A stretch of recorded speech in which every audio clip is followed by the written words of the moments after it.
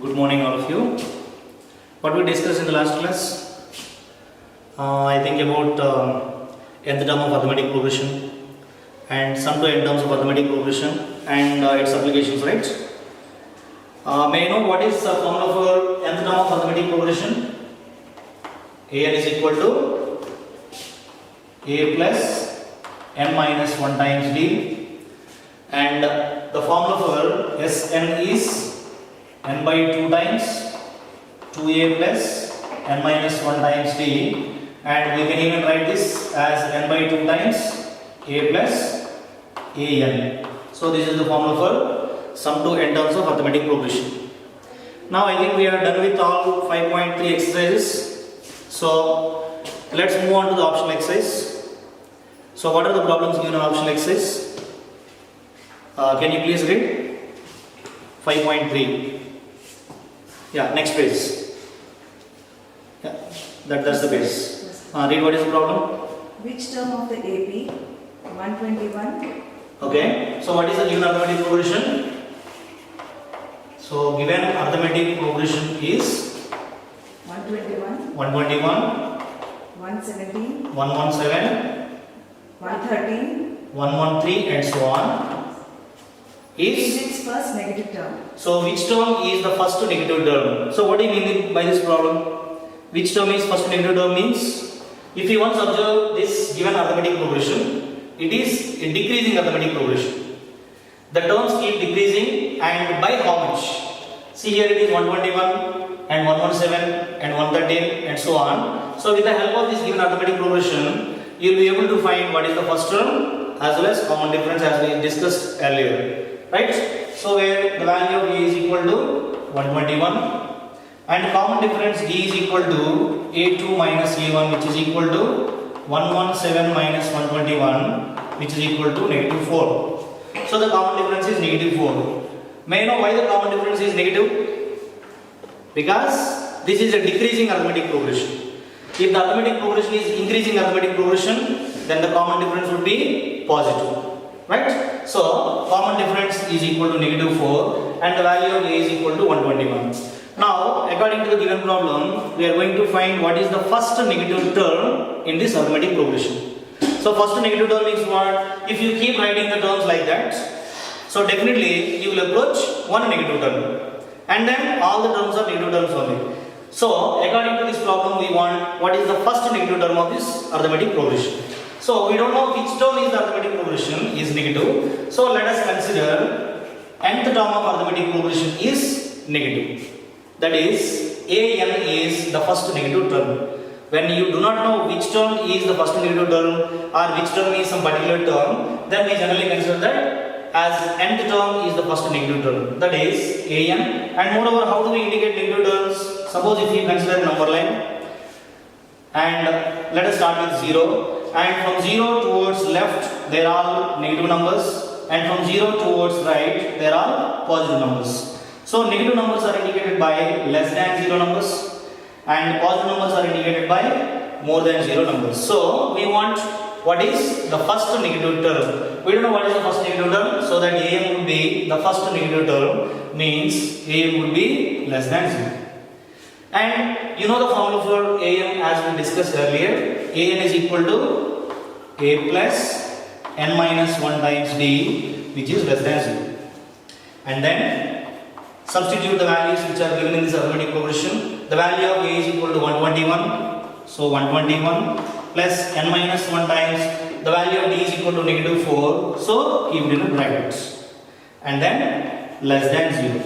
Now try to simplify the terms which are left hand side of this inequality.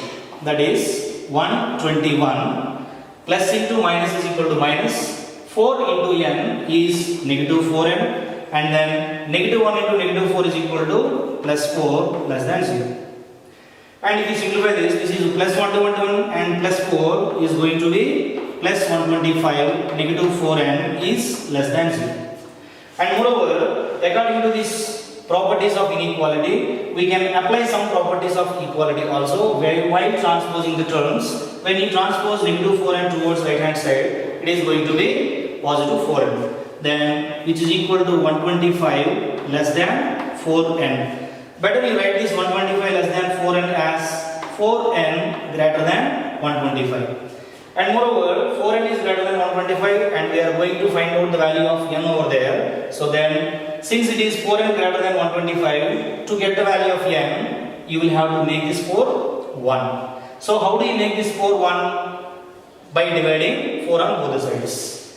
That implies 4n divided by 4 greater than 125 divided by 4. And now we can cancel 4 and 4. That implies n is greater than 125 by 4 is equal to 4 3s are 12 and then 4 1s are 4.25. So n is greater than 31.25 means what? N is the position of the term.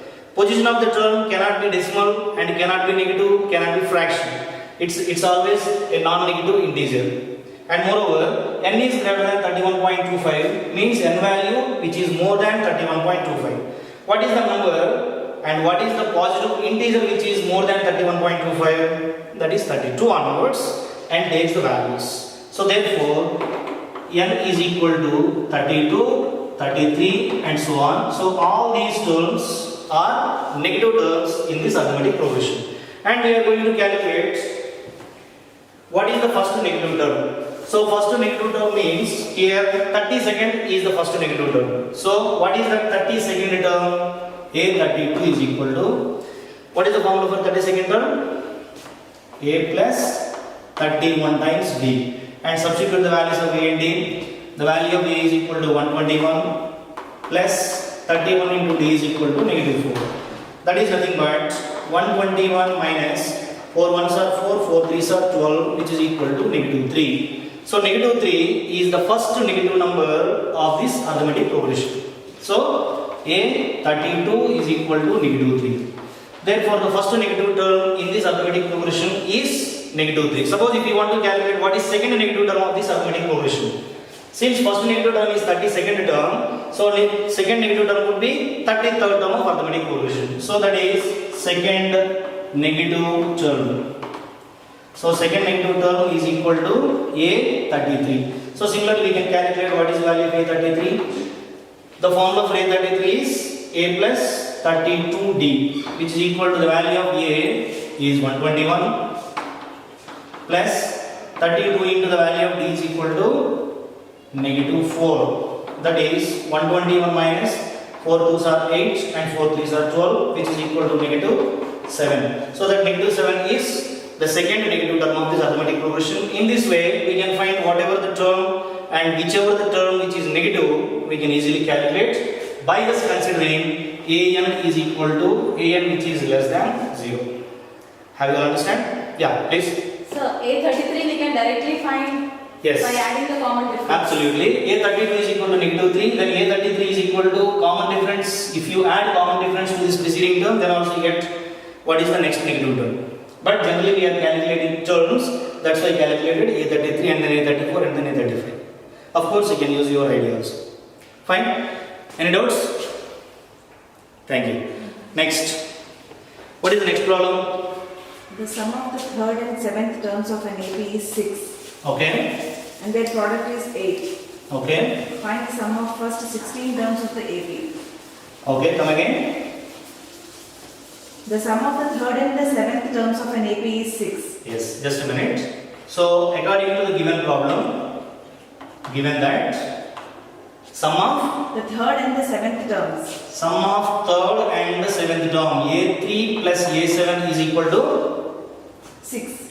so A3 plus A7 is equal to 6. Do you know what is the formula for A3? A3 is equal to A plus 2D. And what is the formula for A7? A plus 6D. A plus 6D, which is equal to 6. I think you can still simplify this, right? So A plus A is equal to 2 times A. 2D plus 6D is equal to 8D, which is equal to 6. So totally we can take one term common here from left hand side as well as right hand side. That is 2 times A plus 4D. 2 times how much is equal to 8? 4D is equal to 6. So 2 into something is equal to 6. 2 into how much is equal to 6?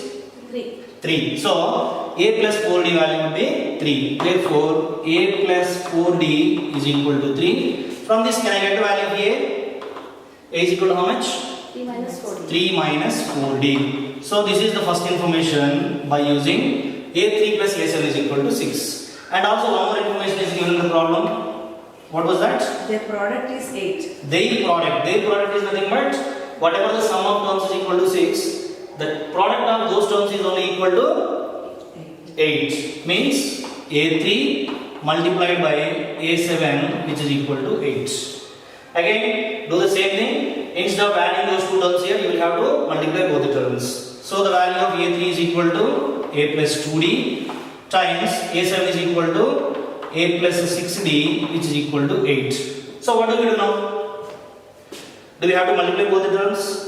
Or any strategy that we can use by using the given first information? See here, the value of A is equal to 3 minus 4D was already there. If you substitute 3 minus 4D in the place of A in this equation, then you will get only one equation in terms of only one variable. Otherwise, if you just multiply both the two terms and then you will get an equation in two variables, then it is not that easy to solve. So that is why substitute 3 minus 4D in the place of A in this equation.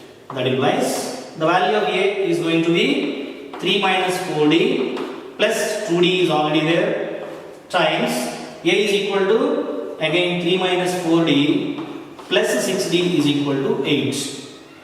So this is 3 minus 4D plus 2D is equal to minus 2D times 3 minus 4D plus 6D is equal to plus 2D which is equal to 8. How do you multiply both of them? Is there any particular identity being used? That is A minus B times A plus B. What is the formula for A minus B times A plus B?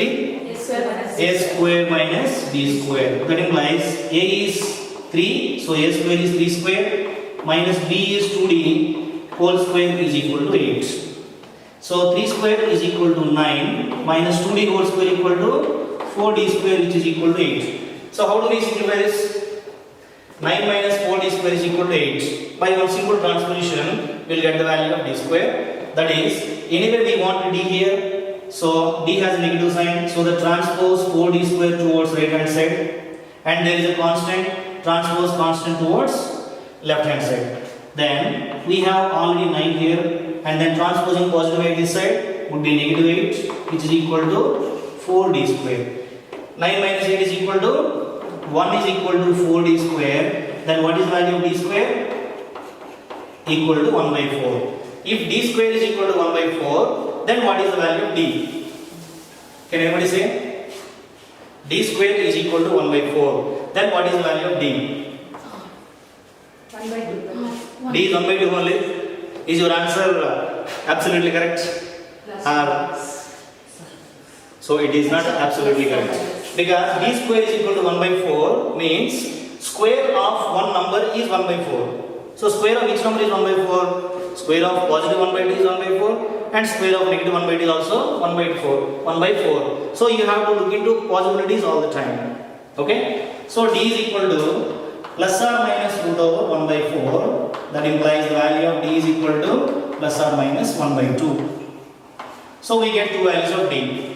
And with the help of those two values of D, we can get two values of A. Right? So let us consider first value of D. If the value of D is equal to positive 1 by 2, then what about the value of A? A here 3 minus 4D which is equal to 3 minus 4 times D, and the value of D is equal to 1 by 2. Substitute that 3 minus 4 times 1 by 2. What is 3 minus 4 times 1 by 2? Can we cancel 2 and 4? 2 ones and 2 twos are 4. So 2 into 1 equal to 2. 3 minus 2 is equal to 1. So therefore, the value of A is equal to 1 and the value of D is equal to 1 by 2. And now, what is the question given to you? Find the sum of first 16 terms of arithmetic progression. So therefore, sum of first 16 terms of arithmetic progression is equal to how much? Anyway, we have ready-made formula for finding sum of first n terms. That is n by 2. N is equal to 16. So that 16 divided by 2 into 2a. A is equal to how much here? 1 plus n minus 1 means 16 minus 1 times d is equal to 1 by 2. So if you simplify this, what is the value of 16 divided by 2? 8 times 2 times 1 is 2. 16 minus 1 is equal to 15. 15 into 1 by 2 is equal to 15 by 2. Right? So what is 2 plus 15 by 2? That is equal to 8 times 2 2s are 4. 4 plus 15 is equal to 19 divided by 2. Can we cancel 2 and 8? 2 1s, 2 4s are 8. What is 19 4s? 76. So therefore S16 is equal to 76. So this is the sum of first 16 terms when the value of A is equal to 1 and D is equal to 1 by 2. But we have one more possibility that the value of D is equal to negative 1 by 2 also. So with the help of the D is equal to negative 1 by 2, if D is equal to negative 1 by 2, then the value of A is equal to again 3 minus 4 times D. So 3 minus 4 times D is negative 1 by 2. When you simplify 2 1s, 2 2s are 4, and this is negative of negative 2 is equal to positive 2. 3 plus 2 is equal to 5. So the value of A is equal to 5 and D is equal to negative 1 by 2. In the same way like the previous one, you have to find sum of first 16 terms, again 16 by 2. But here A and D are different from the previous information.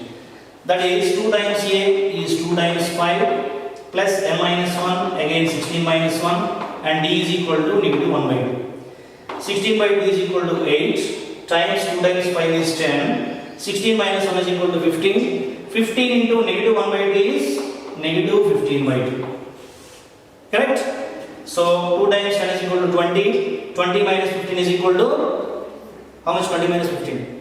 5. Very good. So 8 into 5 divided by 2. Can I cancel 2 and 8? So 2 4s. 4 into 5 is equal to 20. So sum of first 16 terms is equal to 20. So like this we can answer this problem. Any questions? Yeah, good, no questions. So you all understand. Fine. Next, shall we move on to the next problem? So problem number 3. I think that is ladder problem, right? Yes, sir. Yeah. So according to our board examination point of view, the problem is very, very important. And here we need to find what is the length of the ladder and what is the length of the wood required to find out rungs. You know what are rungs called? Okay. For example, this is a ladder, right? So in this ladder, these are the sticks supporting and to climb up or come down, right? These sticks are called, what do you call these sticks? Rungs. So these are called rungs. Here, in our given problem, if you once observe, there are some rungs given, but we don't know how many number of rungs are there. The length of the first rung is given as 25 centimeters. Yes. And the distance from first rung to the last rung is given as 2.5 meters. And the distance between two consecutive rungs is given as 25 centimeters. And the length of the last rung is given as 45 centimeters. With the help of this information, we have to find what is the length of the wood required for all these rungs. And here we can understand this problem very easily, that we don't know how many number of rungs are there. Let us consider one small ladder with some rungs. These are 1, 2, 3, 4 rungs. For example, if I know what is the distance between first rung to the last rung, for example, this is 20 centimeters. And distance between two consecutive rungs is equal to some 4 centimeters. Then I can find how many number of gaps are there between the rungs. Right? See here, this is 1, 2, 3, 4. Okay? So there are 4 rungs, there are 4 gaps.